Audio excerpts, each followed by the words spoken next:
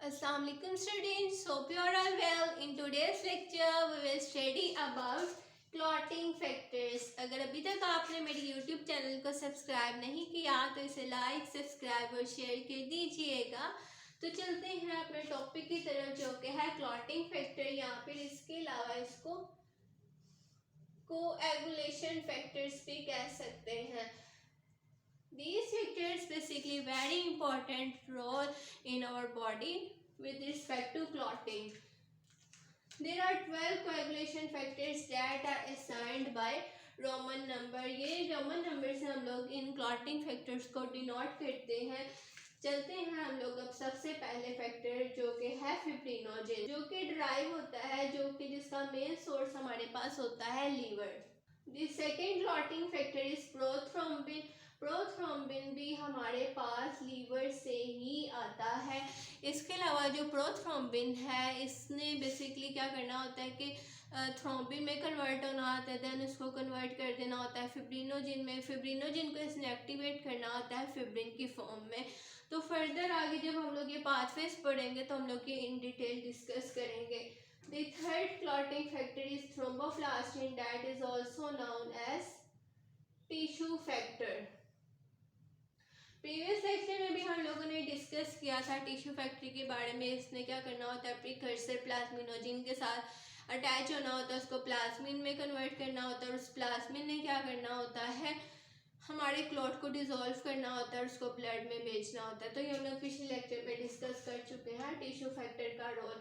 इसके अलावा इसका इंट्रिंसिक पाथवे में भी बहुत इंपॉर्टेंट रोल होता है। ये इंट्रिंसिक पाथवे को इनिशिएट करवाता है। थ्रोम्बोप्लास्टिन हमारे पास कहाँ से आ रहा होता है, एंडोथीलियम ऑफ ब्लड वेजल्स। जैसे कि ये हमारी ब्लड वेजल्स है, तो यहाँ पर इसकी लाइनिंग होती है जिसको कहा जाता है एंडोथीलियम, जहाँ से हमारे पास प्रोड्यूस होता है tissue factor. Next come towards calcium. Calcium is also very important clotting factor that plays a very important role in both intrinsic and extrinsic pathway.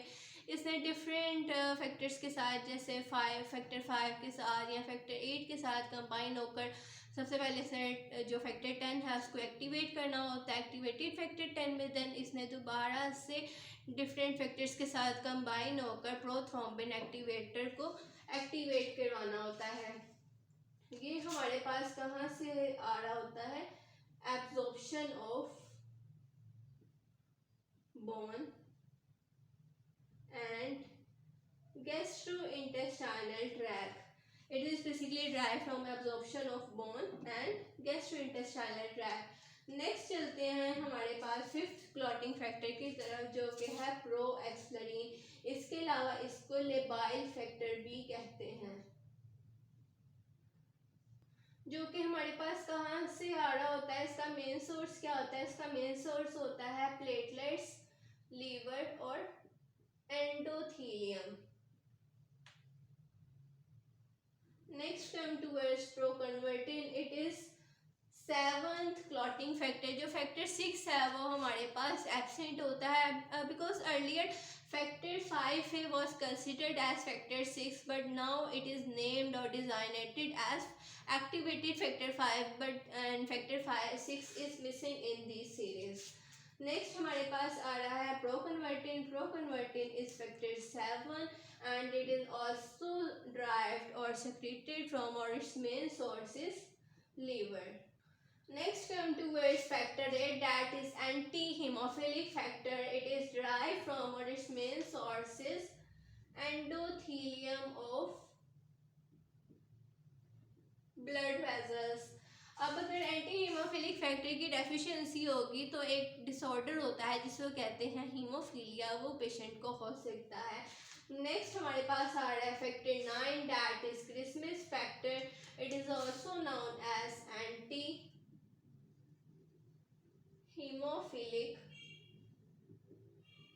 Factor B.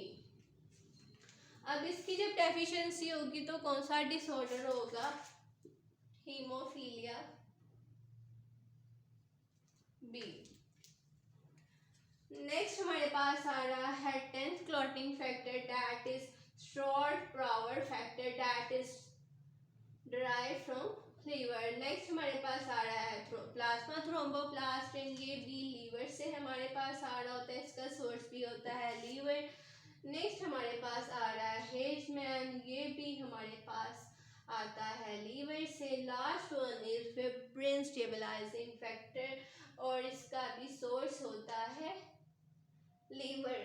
अब फिब्रिन स्टेबलाइजिंग फैक्टर ने basically क्या करना होता है, हमारे पास fibrinogen से fibrin में कन्वर्जन हुई होती है, उसने उन फिब्रिन्स को स्टेबलाइज करना होता है, क्योंकि वो जो फिब्रिन के मोनोमर्स बने होते हैं वो इतने स्टेबलाइज नहीं होते कि वो इंजर्ड साइड पर जाकर क्लॉटिंग कर सकें। तो उसने क्या करना होता है, उन फिब्रिन मॉलिक्यूल्स के दरमियान कोवलेंट बॉन्डिंग बनानी होती है। उन कोवलेंट बॉन्डिंग बनाने की वजह से एक फिब्रिन का मैशवर्क बन जाता है, जो अपनी तरफ प्लेटलेट्स को अट्रैक्ट करता है, डिफरेंट क्लॉटिंग फैक्टर्स को अट्रैक्ट करता है, और इंजर्ड साइड पर जाकर क्लॉट फॉर्मेशन करता है। So that's all about today's lecture. Hope so you have understood this lecture. In the next lecture we will discuss in detail about coagulation pathway and the role of all these coagulation factors or clotting factors in the coagulation pathway. So अगर कोई point clear नहीं हुआ तो आप मुझसे comment section में भी पूछ सकते हैं। इसके अलावा मुझे इंस्टाग्राम पर भी टेक्स्ट कर सकते हैं।